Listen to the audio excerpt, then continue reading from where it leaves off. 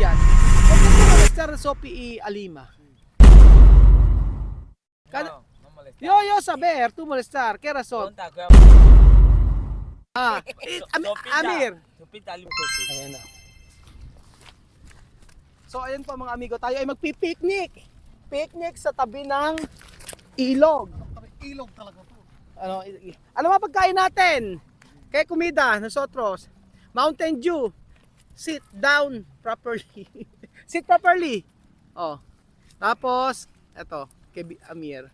Tapos kay si Jose, cook ba sa'yo o pineapple juice? Pineapple juice. Pineapple juice? Pineapple juice. Kay Jose, pineapple juice. Meron tayong dala ditong ano. Charan! Siopaw! Siopaw. May siopaw. Tapos dito, siopaw. Dentro, siopaw. Nako, problema, Ken Baresar. Amir. Bibian. Kailangan ipag-pray yan. Señor, bendice a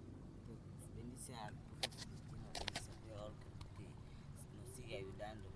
Señor, bendice a Coyol que siga cumpliendo más años que su mujer, ya tu vez siga cumpliendo más años, que Coyol nos soporte, que nos siga ayudando, que nos siga dando más cosas, que nos siga matriculándolo en las escuelas, que nos siga manteniendo aquí en Filipinas hasta cuando Dios mismo nos va a separar. Y yo, por favor, bendice a Raúl, bendice a sus hermanos, bendice a su mamá, bendice a Raúl, que abre el corazón, que Él nos siga ayudando, que siga soportando a mi familia, Señor. En el nombre del Señor Jesucristo. Amen. O yun. Ang sabi, pinag-pray niya, dapat sabing ganun daw niya, i-bless pa raw po kami, tapos sana ma-provide daw yung sa matrikula o sa may sa may tuition fee, lahat. At syempre, mas maging humaba pa raw po ang buhay namin kasama si Lenlen. Ganun lang po. So, ayun. Sino ang kakain? O, yun na. Marami pa dyan ito. Meron pang hotdog. Ikaw, Jose, kakain ka na? Mayan na. Kasi kailangan natin taga-video eh. O, yan. Meron tayo dito hotdog. Bigyan, meron dito. Hotdog. Bigyan, hotdog ang paborito. Hotdog ang paborito.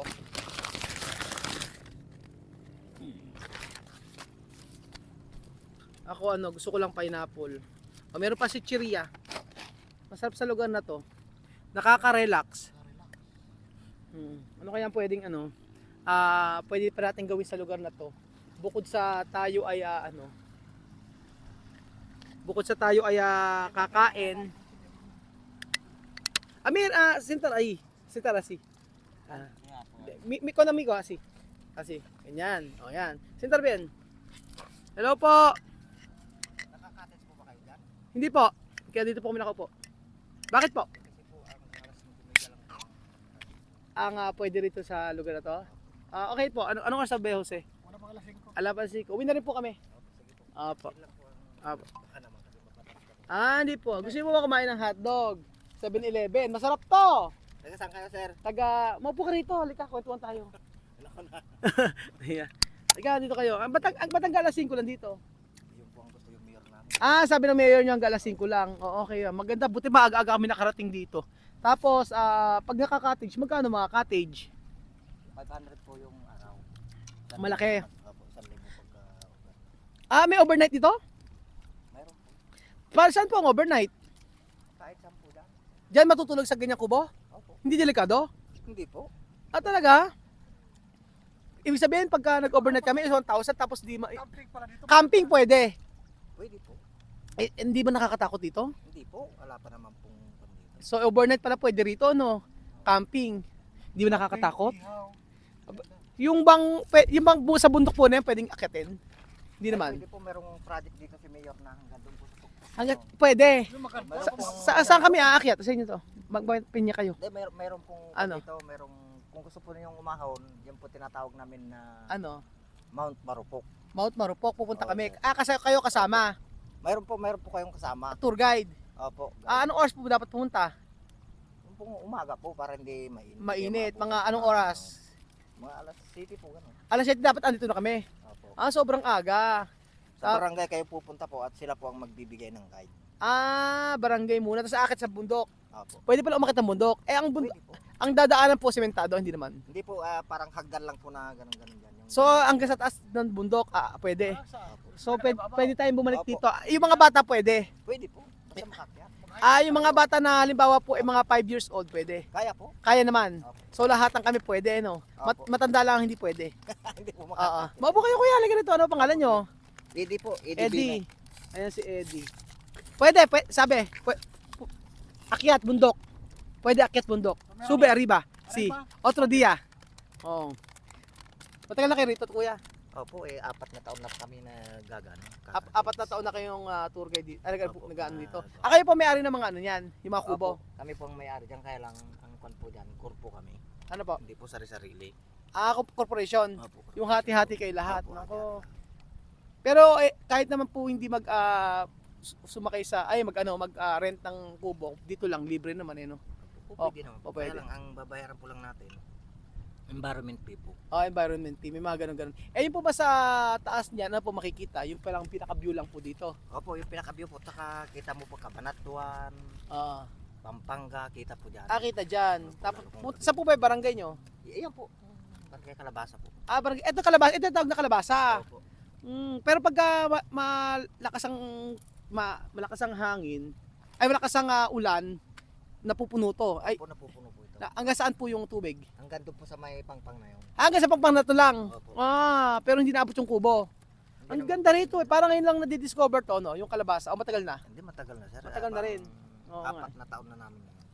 Amir, ako may. 4 na taon. Gusto mo ba? Hotdog. Ikaw hotdog, Amir. Gusto pa? Ikaw kapag Ay, si Jose, kakain. Ganun pala dito. Adicho, ito, esto casa, 10,000 kada uno. 1,000 ang ang rentahan. Ala po ba ditong private resort ganito? Meron sir. Meron mga private resort. Dito malapit lang sa amin yung Bamboo Resort, Oo. yung Annabelle Resort, Mirages Resort, meron po. Pwede yung overnight ganon. Pwede po. Magkano naman? 2.5 po ata doon. 2,500 isang kwarto. Opo. Pero maluwang po. Ilan ang kasya? Mga 10 ganun po. Kasya 2,500 daw. Okay, pwede na. So pupuntahan natin minsan yan. Isama natin sila Chamami. Vamos aquí. Pero may swimming pool sila. Meron po. May swimming pool daw. Punta natin yung resort na to. Nakaka-relax Sa totoo lang may ilang araw na rin po kasi kung talagang stress talaga. Dahil po sa resort. Nakikita niyo po ako na masaya sa video. Pero ang totoo po noon, sobrang nai-stress ako sa resort kasi sa nangyari. Syempre hindi naman lingid sa inyong kaalaman yung nangyari sa resort dahil nga yung contractor natin wala na siyang pera para ipampagawa yung naubos niya na. So hindi ako masamang tao pero syempre hindi ako masamang tao pero syempre dumarating sa point na ang ayoko kasi yung puso ko yung sobrang magalit ako stress ako pero inaano ko na lang ang ginagawa ko na lang ay iniisip ko na lang na matatapos din kumbaga pare-parehas tayo may problema kung pagkakamali naman about sa resort ay syempre ako yon pero hindi ko din kasi maisip na hindi ko din maisip na mangyayari yung ganyan. So ano ba man yung dahilan ng kontraktor, bahala na ang Lord. Pero ako naging mabuti ako sa kanya. Kasi binigay ko yung lahat ng ginusto niya. Ganun. Kasi hindi na tama talaga yung ginagawa no. Hindi na tama. Hindi na tama Sobra na. yung sobra-sobra na yung pagbibigay ko pag nasa materyales, ako na bumibili. Alam niyo yung sana pumunta man lang siya doon, hindi man lang siya pumunta. Parang ako na ang contractor no. Oo. Parang ako na ang contractor ako na ang bumibili ng materyales, ako pa rin yung lahat ng Kita ba si Amir? Oo. Ako na ang ako na ang bumibili materyales, titingnan ko pa. Masarap ba yung honey? Sarap daw yung honey, yung sabi ni Amir. Totoo bang puro ang honey na to? Puro? Saan kinuha din sa bundok? Hindi po, meron na silang alagang talagang ganyan. Malaga. Ba't ang sabi ganun sa bundok do kinuha to? Pagka sa bundok po yan, mas makulay po yung... Mas makulay. Pero hindi alas tong asukal. Wala po. Sure ka? Opo, walang asukal po. Wala daw asukal Talagang yung honey. kwan nila po yan. Mm. Pukyutan. pag Pakyutan tawagin talaga, namin. ano? Oo. Kaya nga. Gusto pa kumain kuya? Oh. Sige po. Si Cheria. Soft drinks. O, meron pa rito. Bigay mo to sa ano? Meron pa to. Bigay mo sa anak mo. Sige po, Ang salamat. dami. Yan ang kakain. Siopaw, di ba? Meron ba 7-Eleven dito? Malayo sir. Malayo. O, ayan. Nakakain ka ng siopaw. Ano yung may mga hayop ba dito? Wala. Sa bundok. Mayroon din po. Ano mga nakukuha yung hayop? Karamihan po dyan, unggo. Ah, unggoy. May mga unggoy. Naku, ando pa yung mga pamilya ko eh. Pero pwede pala dito overnight, no? Pag nag-overnight kami dito, pwede mag-camping, ganon. Pwede sir. Hindi naman, saan pwede mag-camping dito sa lugar na to? Hindi naman, pagka siguro maganda panahon, ano? Opo. Pwede. Magdadala ng ano, pwede tayo mag-camping dito, no? Bibili tayo ng pang ganon. Pero, kuya, hindi ba, basta hindi delikado ha? Hindi sir, basta buwan na ng Enero yan. Enero. Opo, tagaraw na kasi dito sa amin. Oh, wala nang, hindi, baka mamaya may hold upan may mangyari dito. Ay, Wala wala naman. sir. Maganda siguro magdala ng solar, no? Opo. Okay naman. Pagka may sural, maganda po yun. Pero may mga nagka-camping dito. Mayroon din sir. May mga nagka-camping din daw, sabing ganun. Ay, mang si Cheria, oh. Ang ganda. Ano masabi mo, Bibian? Esto, ¿qué te puede decir? Esto bueno experiencia. ¿Cuál? Está bien. Bakit está bien? Bakit okay? Ano, dime. Abot mo sa kanya. Porque la vista, el aire te entra. Son lugares bonitos que si alguien viene aquí puede decir que aún no ha llegado aquí. No ha visto, aún yo no he visto eso, es mi primera vez. First Yo time veo un na- lugar así. Yung may bundok na ganyan. English. Hablar English. O, English mo sabihin. English. Sabihin mo English. O, ano? O, Tagalog. Sabihin mo, ano? No hay problema. Uno-uno. Beautiful. O, this, Live is beautiful, this is beautiful. Ano pa? is big. Big. O, ano pa? Is maganda. Maganda. O, sabi ni Vivian. Ikaw, Amir. Ano masabi mo? Maganda. Ano na? Maganda. Hawakan mo na. Maganda. Maganda. Ano pa?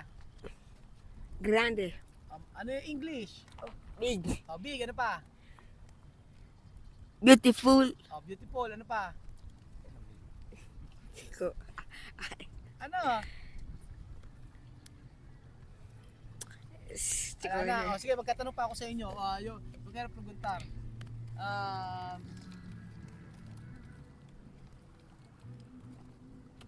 Ano masasabi niyo sa ano ang masasabi niyo at dinala ko kayo dito sa Pilipinas? Entiende? ¿Qué tú puedes decir cuando yo traer tú y Amiraki? Ano antes tú sabi tú no biniraki, no? Oh, ano masasabi mo? Ano masasabi mo Bibian at dinala kita dito sa Pilipinas? 'Di ba dati sabi ko hindi kayo alam niyo na hindi kayo pupunta dito. Oh, ano masasabi mo? Que yo te doy las gracias por traerme en tu país, porque otra persona no me puede traer en tu país. Por eso te doy las gracias por traerme en un lugar así, tan bonito, a venir a estudiar, a ver mi futuro aquí, porque aquí es muy bonito, es un lugar tranquilo. Aquí yo estoy bien, no tengo molestias, yo no dejo las malas cosas que hacía ahí y aquí he cambiado. Por eso te doy las gracias por traerme aquí, porque si no me trae aquí, yo no iba a estar como yo estoy ahora, porque yo iba a seguir con la costumbre que yo tenía en mi país. Por eso cuando tú me has traído aquí, ahora yo he cambiado y he dejado de Cambiar de hacer cuál? las malas cosas que hacía, porque yo paseaba mucho. Antes. Ujú. No me gustaba estar en casa, solo pasear. yendo a los bosques. Ahora yo no veo en los bosques, yo estoy en casa. Sí. Ayun, nasabi ni Vivian, tinanong ko sa kanya ano ang masasabi niya na dinala ko dito sa Pilipinas. Kasi alam niyo po, hindi naman talaga sila kasama dito talaga. So ang sabi niya, maraming salamat dahil dinala ko sila Pilipinas dahil dito daw ay nabago ang kanilang buhay sa pag-aaral nila. And especially yung pagbabago ng kanilang ugali. Dati puro pa siya lang, pero ngayon hindi na ganoon. So nagpapasalamat siya dahil magkakaroon siya ng magandang kinabukasan dito sa bansa na to. Sa pag-aaral, meron silang magandang eskwelahan. At syempre, ang sabi niya ay maraming salamat dahil nga sa atin na yung na-provide natin yung mga pangangailangan nila at saka hindi kagaya ng sa Equatorial Guinea na sabi pa niya ay hindi daw niya alam kung anong buhay niya doon sa Equatorial Guinea kung hindi siya nagpunta dito. Yun ang sabi ni Vivian. Ikaw Amir, ano masasabi mo? Chico. Chico, no pwede Chico, pwede in serio. Ayaw kasi in serio esto seryoso. Okay, sabihin mo ano masabi mo para traer to aquí. Ano? Ano masabi mo? Yo pido las gracias a Mira Cuba. aquí de cámara. Pido las gracias a Cuba porque ha traído a mi familia en el pueblo filipino y le doy muchísimas gracias al pueblo filipino. Sabi lang niya ayan ako, maraming salamat dawat dinala ko siya dito sa mga Pilipino. Maraming salamat sa lahat ng Pilipino na ayan dinala ko siya dito. Yun lang ang sabi niya ano pa kasi Amir Amir como Sophie. Como Sophie. So ano pa, gusto mo pa ba? Ito ka na mas? Ayaw na, hindi na. Masarap din yung ganitong picnic no. Sarap din. Nga Paminsan-minsan. Paminsan-minsan, ganyan lang. Steady mo lang yung camera, tapos ganyan, usap-usap lang kayo.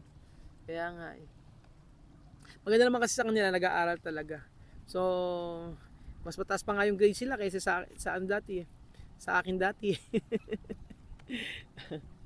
Ayun. Ano po mga hanap buhay ng mga tao dito? Ubras po yung Ano po yung obras? sitaw, yung mga Sitaw? Nag-aalaga ng sitaw? Nag-aalaga doon ng sitaw, sabing gano'n ni Kuya. Yung mga hanap buhay ng mga tao dito. So, ayun pa mga kababayan ko. Ang maganda ngayon, nagkaroon tayo ng bonding kasama po si Vivian tsaka si Amir. Dating mga pasaway, ngayon okay naman na sila. Pero talaga, ang hindi ko lang maunawa. Ito ang hindi ko maunawaan sa kanila Vivian, ¿por qué tú molestar a Sophie y a Lima? No, no molestar. Yo saber, tú molestar, ¿qué razón? Pregunta, cuidado, porque no molestar. Amir, Sopita Lima molestar. so Sophie daw. Sophie molestar. Hindi ko kasi maintindihan bakit ako lagi nang inaasar at lagi nilang sinasaktan si Sophie. Sabi niya hindi naman daw siya. Kapag sino ang lagi nang may problema? Si Amir.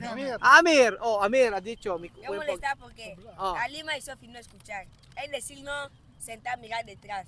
Ella sentar así. No sentar así, sentar así. Levantar los puedo solo pegar, que no se sienta así.